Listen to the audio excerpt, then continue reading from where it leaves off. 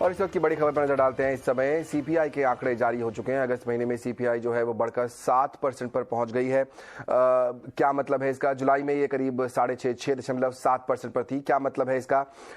कैसे समझना चाहिए इन आंकड़ों को? खाद्य महंगाई दर जो है वो 6.69% से बढ़कर 7.69% पर 6.2% पर पहुंच गई है।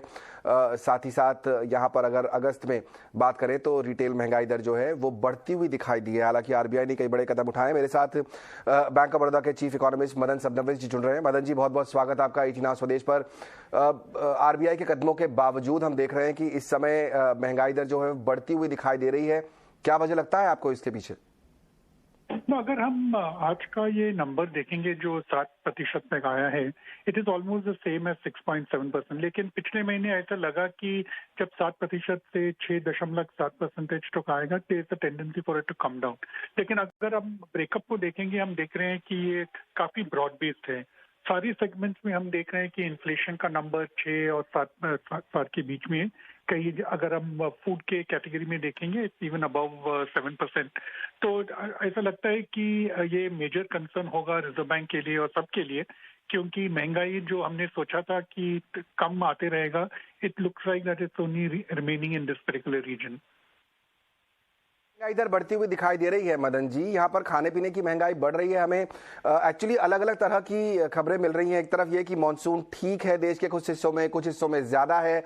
आपको क्या लगता है ये जो खाने पीने की महंगाई है ये कब तक कंट्रोल में आ सकती है?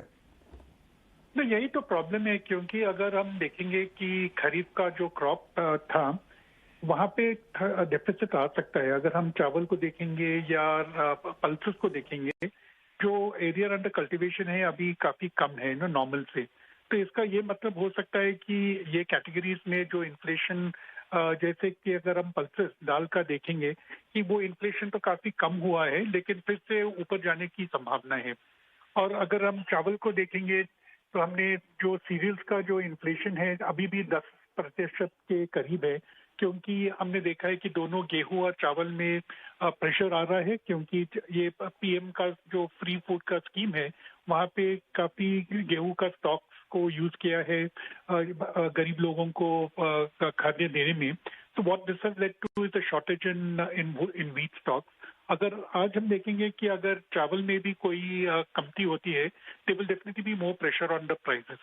तो इसीलिए पिछले हफ्ते ही सरकार ने एक्सपोर्ट्स पे एक्सपोर्ट ड्यूटी लगाए हैं to make sure that we are able to preempt the case of prices going up sharply in case the crop is not good.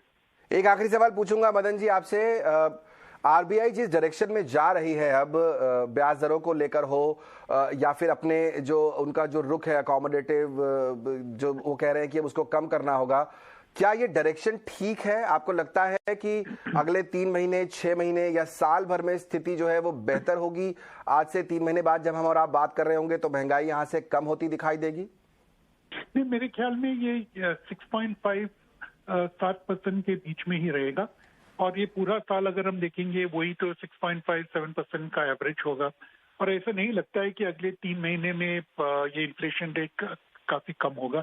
6% के जरूर ऊपर ही रहेगा। रीजन बीइंग दैट जो बेस रेट इफेक्ट का है, base effect जो है वो भी लागू होगा, क्योंकि पिछले साल सितंबर, अक्टूबर, नवंबर हमने देखा है कि इन्फ्लेशन काफी कम हुआ था, 4% के करीब आ गया था।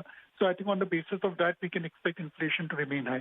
तो अभी तो जो आरबीआई करना है वो काफी इंटरेस्टिंग होगा कि अगर वो अभी भी एग्रेसिव होंगे और 50 बेसिस पॉइंट से वो